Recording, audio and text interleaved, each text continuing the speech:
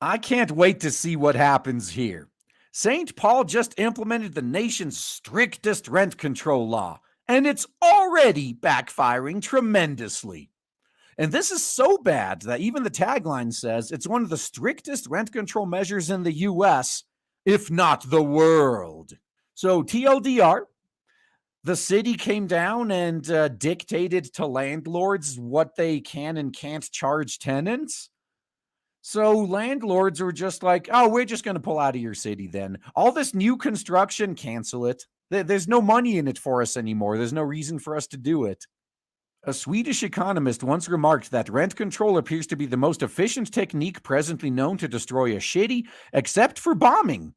Unfortunately, we may soon see the destructive consequence of laws limiting rent increases running rampant in St. Paul, Minnesota.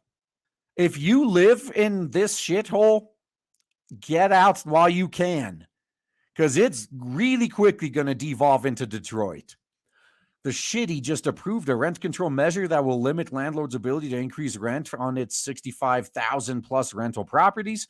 They will not be able to increase prices by more than 3% each year under the new law. Controversially, the initiative does not account for inflation and applies to new construction, not just existing properties. This makes the St. Paul rent control measure one of the strictest in the US, if not the world. Yeah, so if you already have a property, you can't raise by more than 3% a year. But then with the new properties, I assume they go by whatever the average is in the area, and you can't charge more than that. Yeah, this ain't going to end well. Opponents of the measure made all the usual critiques. They point out, for example, that a supermajority of economists, 81% of one survey, oppose rent control because of its long-run consequences. See, the same group that silences everyone who disagrees with them and then says, look, the science is settled. When actual science is allowed to happen, 81% are only against this because we haven't had time to silence them yet. So we're just going to ignore them. Yes, some renters save money in the short term by enjoying artificially low rents, but the restricted prices limit future construction and housing supply, which ultimately leads to a housing shortage and less affordable housing in the long run. Now, let's think about this. What else happened that screwed the rental market up recently? You guys remember those eviction moratoriums?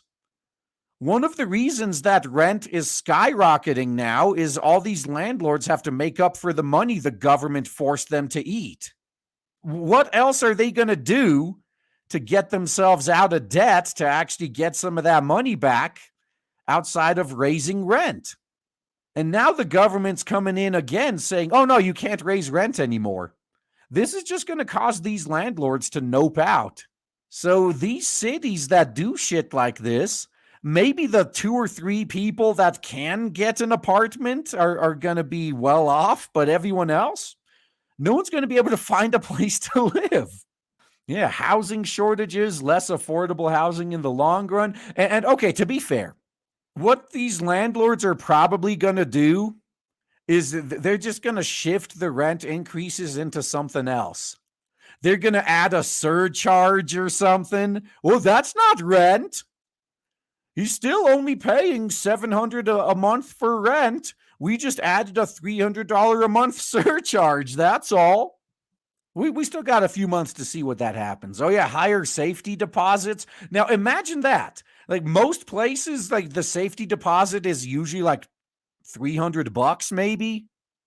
If this keeps up, you're going to have to take a loan out because your safety deposit is basically going to be you're going to pay for a year in advance. Yeah, that's another tactic they could use. Oh yeah, we'll put you on a 1-year lease, but you're not going to pay monthly. You're going to pay all of it up front. In St. Paul, the consequences are already starting to materialize.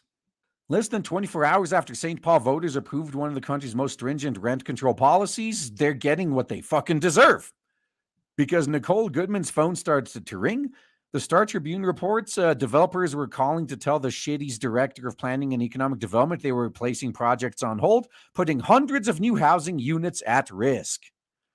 Well, time to tax these same voters more so they can pay to have free government housing. You realize this is ultimately what they want. They want you to be 100% dependent on the government. Now, you're literally just going to be a serf living on the nobility's property. We, like everyone else, are reevaluating what, if any, future business activity we'll be doing in St. Paul. Major developer Jim Stolpestad told the newspaper. Another major developer, Ryan Koss, has already pulled plans for 3 new buildings, according to the Pioneer Press. Critics of the rent control initiative understandably feel vindicated, but this is just the beginning. Oh, yeah, I can't wait. If nothing changes, investment and construction of new housing will continue to collapse thanks to this short sighted reform. Again, man, this is what happens when you have universal suffrage. There's a reason that when America was founded, only people who have skin in the game were given a vote. You give a vote to everybody, this is the result. There's still hope, though. A new law doesn't go into effect until May 1st of current year plus one. That means St. Paul still has 5 months to correct its grave mistake. You think they will? You think they're smart enough? I doubt it, to be honest. I don't think they are. But, crazier things have happened.